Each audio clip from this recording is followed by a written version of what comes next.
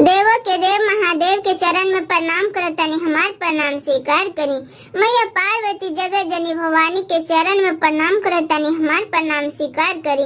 नीलम दीदी हरेंद्र भैया के चरण में प्रणाम करतनी, हमार प्रणाम स्वीकार करी। सभी गुरु भाई बहन जहाँ तक हमारा आवाज जाता सभी के चरण में प्रणाम करतनी, हमार प्रणाम स्वीकार करी। तहे गुरु बहना, आज फिर से रउआ लोगिन के खातिर एक बहुत सुंदर शिव चर्चा कथा लेके आइल बानी। रउआ लोगिन ध्यान से सुनी। त एगो गांव में एगो बूढ़ी औरत रहली। उनका चार पतोह रहे, चार गो बेटा रहे। त चारों बेटा बहुत पढ़ल लिखल रहे, बहुत पढ़ल लिखल। बाकी केहू के नौकरी ना रहे। त नौकरी ना रहे त सब कोई कहे कि पढ़ौला लिखौला से फायदे का बा। जब कोई नौकरिये सर्विस ना करता तो काहे ला पढ़ैले लिखैले, ऐसे अच्छा तो मूर्ख आदमी होला। तो ऊ बूढ़ी बेचारी रोज दिन चर्चा में जात रहली, तो सब गुरु बहना कहलन कि राउर बेटा के नौकरी नहीं होत तो रवा एक दिन अपनो घर में चर्चा कराई ना। से रोज रोज चर्चा में आवे नी, बाकी एक दिन अपना घर में चर्चा कराई ना। तो बूढ़ी कहली कि हाँ चर्चा कराइबे करब, बाकी सोचले बानी कि हमार बेटा सबके सर्विस हो जाई ना। सर्विस में लागल बा, ट्रेनिंग दे रहल बा, तो सर्विस हो जाई ना, तब उहे सर्विस के कमाई से चर्चा कराए। तो देखी शिव गुरु सुनत रहलन, चारों बेटा के सर्विस हो गई, नौकरी चारों बेटा के हो गई। चारों बेटा अपना अपना नौकरी पर चल गए। जैसे ही महीना लगल 30 तारीख भइल तो सरकार से उनका सैलरी मिल गई। तो चारों बेटा माई के खाता में पैसा भेज दिलन। तो माई कहली कि हमार बेटा सब नौकरी के पैसा भेजले बा, तो अब हमरा चर्चा करावे के चाही। तो माई सब शिष्या बहना के कह लेलन, घरे घरे कह लेलन कि आज हमरा घरे चर्चा बा, चर्चा में रउआ लोगिन चल आए। सब गुरु बहना सब खुश हो गेलन कि चारों बेटा की नौकरी हो गई बा। जरूर कुछ आज बढ़िया बढ़िया चीज मिली, बढ़िया बढ़िया खाए के मिली, ठंडा कोल्ड ड्रिंक जरी मिली। इधर चारों पतोहिया जो रहे उनका सबके पता रहे कि हमार पति सब पैसा भेजले बानी। तो चारों के बुढ़िया पैसा ना देत रहनी, कोई चीज खातिर ना देत रहनी। कोई चीज लावे के रहे तो बुढ़िया अपने से ला देत रहली, बाकी वो बेचारी के ज्यादा सिंगार पटार खातिर केहू के पैसा ना देत रहली। तो चारों पतोहिया कहली कि दीदी से अब ता अपना पति सबके नौकरी लग गइल बा, अब का चीज के कमी बा। से देखी ना चारों बेटा पैसा भेजले बड़न, बाकी बुढ़िया सब अपना खाता में रखले बानी। से हमनियों के कुछ दे देती तो हमनियों सिंगार पटार साड़ी किनती। तब बुढ़िया भोर ही सब शिष्यन के जाके कह लेली कि हमरा घरे चर्चा बा। आ कह के खाता से पैसा लावे चल गईली। आ ला के कोठी पर रख देली। तो चारों पुतहिया देख लेली। तो बड़की कहली छोटकी से कि ये छोटकी देखा ना, सब बुढ़िया पैसा लैले बाड़ी, आ देखा ना कोठिया पर रखले बाड़ी। से हमनियों के तो कुछ नहीं थे, से हमनियों के सिंगार पटार लेवे के बा। बड़की कहली कि हमनियों के साड़ी लेवे के बा। संझली कहली कि दीदी से हमार मर्द के कम सैलरी आवता, तो हमरा एगो चंद्रहार लेवे के बा, से एगो चंद्रहार लेती। छोटकी कहली कि हमरा लइका के दूध और बिस्कुट लावे के बा। तो बुढ़िया से चला ना पैसा कुछ मांग ले। अब बुढ़िया पहले ही से कबो कोनो पतोहिया के पैसा उसा ना देत रहली, कुछो ना देत रहली। तो चारों पतोहिया एली बुढ़िया से कहे कि अम्मा जी से एगो बात कहल चाहतनी। बुढ़िया कहली कौन बात कहतारू, कह जल्दी सा। तो बड़की कहली कि अम्मा जी से हमरा एगो साड़ी लेवे के बा, से पूजा में घूरब, हमरा एगो साड़ी लेवे के बा। से कुछ पैसा दे देती तो ले लेती साड़िया जाके।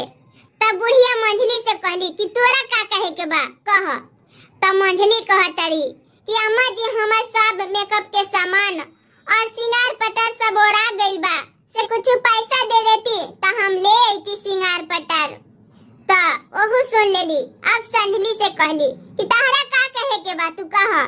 तो संधली कह तरी कि अम्मा जी हमर चंद्रहार एगो टूट गइल बा, से चंद्रहार जोड़ावे के बा, से कुछ पैसा देती तो चंद्रहार जोड़वा लेती। बुढ़िया कहली तहार तो हो गइल। आ छोटकी से पूछली कि तहरा का कमी बा। तो छोटकी कहतारी कि अम्मा जी से लड़का के दूध बिस्कुट लावे के बा, से कुछ पैसा दे देती तो दूध और बिस्कुट ले आती। तो बुढ़िया कहलक ना कि ना ई सब कुछ ना होई, से पहले हम चर्चा कराएब फिर बाद में सोचल जाई। हमरा बहुत काम बा, खेत पथारी में सालपीट मसाला देवे के बा, जन भरिहार के देवे के बा, से हमरा पैसा ना होई। से हमर आशा मत रखिया, से तू लोगन अपन जाना कि तरह सबके का करे के बा, से हम तरह लोगन के पैसा ना दे। चारों पतोहिया घूर के चल गईली। बुढ़िया फिर बाजार गईली, सारा पूजा के सामान ले ली, घर में चर्चा करावे लगली। तो बड़की पतोहिया के कहली कि देखा से जितना चर्चा वाली गुरु बहना आई है उतना सबके स्वागत करे के बा, से सबके भाव विचार दे के बैठे उठे के कहे के बा। तो कहलन ठीक बा बुढ़िया कहे, मने मने कहतारी। ओके बाद मंझली से कहली कि सुना से तरह के आंगन नीप देवे के बा। तो मंझली कहली अच्छा ठीक बा नीप दे। तो संझली से कहली कि तू फूल उल तोड़ के सब ले आके इकट्ठा करके रख दिहा। तो कहली अच्छा ठीक बा रख दे। तो छोटकी से कहली कि छोटकी तू आसन लगा दिहा। छोटकी कहली अच्छा ठीक बा लगा दे आसन। चारों पतोहिया के चार काम दे देली। तो मंझली हाली हाली आंगन नीप देली। अब बड़की सब बिछौना बोरा बिछौना चादर जे बिछावे के रहे सिसिया बहन के बैठे खातिर से सब बिछा देली, सब अच्छा से कर देली। चाय पानी के जुगाड़ भी कर देली। अब संझली फूल उल तोड़ के ला देली, जल भर के ला देली। आज छोटकी आसन लगावे लगली। तो छोटकी के लइका रोवत रहे। तो देखी अब एकर बातें का कही, एकर बात तो बहुत होखेला। लइका भूखल रोवे ता छोटकी कहली अच्छा ठीक बा बुढ़िया, जैसे तू हमरा तड़पावेलू वैसे ही तहरो आज हम बदलाम कर दे। तो देखी छोटकी का कैली, जे गोबर लीप के बचल रहे वो रखल रहे अंगना में, वही गोबर के लड्डू बना के आ थाली में सजा देली और ऊपर से लाल लुगा से झाँप देली। कहली कि हम आसन लगा देले बनी। तो सब शिष्या बहिनी आईली, चर्चा आंगन में करे लगली। चर्चा उर्चा हो गई, निमन से गीत भजन सब भइल। अब प्रसाद बाटे के रह गइल। तो बुढ़िया कहतरी बड़की पतोहिया से के बड़को से प्रसाद बांट द सबके। पहले तो बड़की पतोह के कही तो कहली, तो बड़की कहतरी कि अम्मा जी हम सबके सेवा भाव में लगल बानी, से हमरा से ना होई। तो बुढ़िया फिर मंझली से कहली कि मंझली से उठ के प्रसाद बांट द। तो मंझली कहतारी कि हम दिन रात से भूखल बानी तो कैसे प्रसाद बाटी, से बाटत चक्कर आ जाई तो रउए नु बदलाम होई, से हमरा से प्रसाद ना बाटाई। तो बुढ़िया फिर संझली से कहतारी कि संझली प्रसाद बांट द। तो संझली कहतारी कि हमरा सोइया घर में बानी, से चाय बनावतनी हमरा से ना होई। तो बुढ़िया छोटकी से कहतारी कि छोटकी प्रसादिया सब गुरु बहना के बांट दा। तो छोटकी कहतारी कि हमार लइका रोवता, से हम कैसे बाटी, हमरा से ना होई। चारों गोतनी में सलाह कैले रहली कि हम बुढ़िया के बदलाम करब। तो बुढ़िया सब गुरु बहना से कहली कि हे गुरु बहन प्रसाद सब कोई बांट सकेला, से रउए लोगिन उठा के प्रसादिया बांट दी, से प्रसाद तो कोई भी बांट सकेला। तो सब गुरु बहना उठ के प्रसाद बांटे लगली। तो गोबर के जो लड्डू रहे से पचमेवा मिठाई हो गई और मोतीचूर के लड्डू हो गए। सब गुरु बहना सब शिष्या मिल के बटली, अपने आप सब कोई बांट लेली। तो सब कोई बांटली तो सब कोई के बहुत नीमन प्रसाद लगल। सब कोई कहे कि बड़ा नीमन प्रसाद बा, से इतना चर्चा में जानी बाकी ऐसा प्रसाद कबो ना खैनी। सही तो लागता कि साक्षात शिव गुरु रहलन से इतना निमन प्रसाद इतना स्वादिष्ट लगल। तो सबके बटा गइल, सब गुरु बहना अपना अपना घरे चल गईली। तो प्रसादिया उठा के बुढ़िया चारों पतोहिया के बांटे लगली। चारों पतोहिया जैसे ही प्रसादिया खैली वैसे ही चारों पतोहिया सुगर हो गईली। अब तो बुढ़िया के मुंह फटले रह गई कि का भइल से चारों के चारों सुगर हो गईली। बुढ़िया महादेव से कहे लगली कि हे महादेव, कौन भूल चूक हमरा से भइल बा से चारों पतोहिया हमर सुगर हो गइल बाड़ी, से अब का करी, हम बेटा के का मुंह दिखाएब। से चारों बेटा आई हैं नौकरी पर से तो अपना मेहरारू के खोजिए, हम का जवाब देब। वैसे ही बुढ़िया रहे लगल। जब महीना पूरल तो चारों बेटा नौकरी पर से आ गई। तो चारों बेटा आंगन में बैठल तो सगरो देखा था कि माई बाड़ी और बाकी कोई नहीं खे। तो माई झट से निकाल के प्रसादी चारों बेटा के बांटे लगली। तो बड़का बेटा कहता कि माई से प्रसादी तो हम खैबे करब, बाकी तोहर चारों पतोहिया कहाँ गइल बाड़ी। तो बुढ़िया कहतारी कि बेटा से का कही, से अब बात ऐसन बा ना कि का कही बेटा, तोहरा लोगिन के जे कहे के बा से हमरा कह, जे करे के बा से मारा पीटा भगा, सही हमार कसूर समझा चाहे भगवान के दंड समझा। से तोहरा नौकरी ना होवत रहे चारों के तो हम चर्चा में गईनी, वहाँ हम शिव गुरु से विनती कैनी, सब शिष्या मिल के हमरा चर्चा गछवा दिलन। तो हम कहनी कि हमारे बेटा के जब नौकरी हो जाई वही सैलरी से हम चर्चा घर में कराएब। तो देखा तोहरा लोगिन के सब के शिव गुरु के दया से नौकरी हो गई। तो जब तू सैलरी भेजला तो हम कहनी कि अब हम चर्चा करा लेतनी। चर्चा करावे खातिर बैंक से पैसा निकाल के ले ली। तई चारों मिल के हमरा से पैसा कुछ मांगलस। तो हम कहनी कि चर्चा करा लेब। चर्चा करेला के बाद जे बची जे खेती गृहस्थी में लगी, तहरा लोगिन के हम पैसा ना देब, से तू लोगन अपन समझा। तई लोगिन का कैली ना कैली, हम घर में चर्चा करवैनी तो सब के प्रसाद बांटे कहनी, बाकी चारों में से कोई तैयार नहीं के भइल। तो हम केहू से प्रसाद बंटवा लेनी। सब कोई खैलस तो कहलस बहुत नीमन प्रसाद बा, ऐसन कब्बो ना खैले बानी।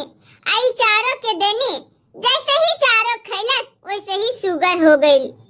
तो बेटा एमे हमार कौन कसूर बा। चारों बेटा कहलस माई तहर कोनो कसूर नहीं खे, से ई चारों ऐसने रहली, एकरा यही दंड मिले के रहे, यही से महादेव एकरा ई दंड देले बानी।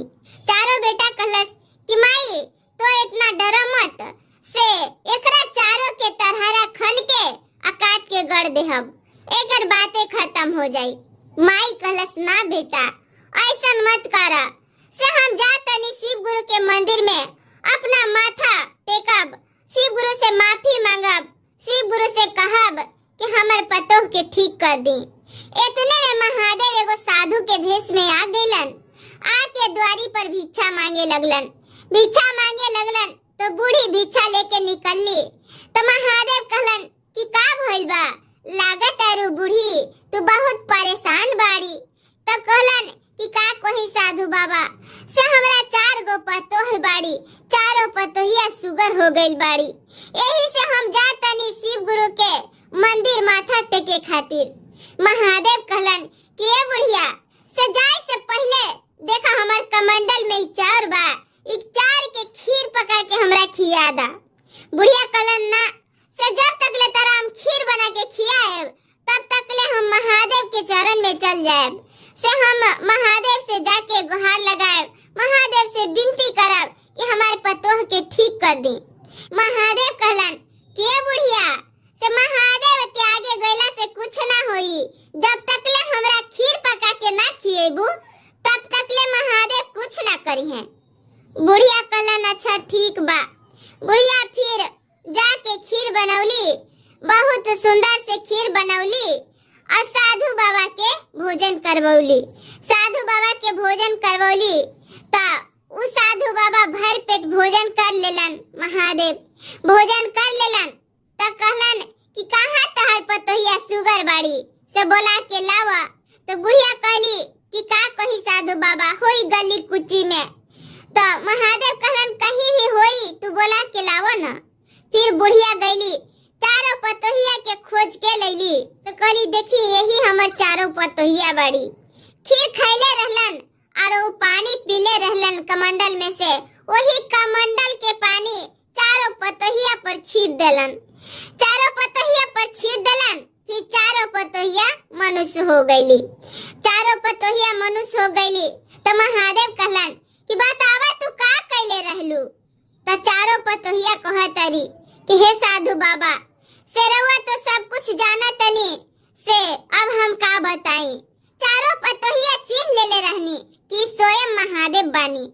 तब सासू माँ से कहतनी कि सासू माँ जिनका मनावे खातिर रउआ जात रहनी उस स्वयं रउआ द्वार पर चल के आइल बानी से हमार कसूर हो गए रहे से हम चारों मिलके सलाह कैनी आ गोबर के लड्डू बना देनी और वही लड्डू मेवा और मोतीचूर लड्डू हो गई।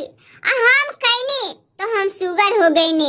यही हमरा महादेव दंड देले रहलन से और कोई बात नहीं के से जैसन हम कैले रहनी उ करनी के हमरा पछतावा बा से आज से हम चारों से कोई गलती ना होई। अम्मा जी जे कहब रउआ उहे मानब। जंगले जंगले खोजनी जिसी बागुरु पर्वत चारी खोजनी जी आज काना होना लाऊ के जिसी बागुरु राउरो सोरतिया जी आज काना होना लाऊ के जिसी बागुरु सोरतिया जी। अरे जंगलो ना मिलबोगे सिसिया पर्वता ना मिलबोगे। अरे जहाँ जहाँ हो बोगे सिसिया शिवा के चार चवागे आगे ओही ओही देवोगे सिसिया तोहरा के दर्शन मागे आगे ओही ओही देवोगे सिसिया तोहरा के दर्शन मागे। अजी है मोरा हाई जी शिवा गुरु दिला में यार मनवा जी आज कहिया पुराई बजी शिवा गुरु दिला के यार मनवा जी। अरे जहिया जहिया करबुगे सिसिया घरवा में चार चवागे आगे ओही पुराई बगे सिसिया दिला के यारा मनवागे आगे तहिए तहिए पुराई बगे सिसिया दिला के यारा मनवागे। अजी है मोरा हाई जी शिवा गुरु दिला में यारा मनवा जी आज कहिया पुराई बाजे शिवा गुरु दे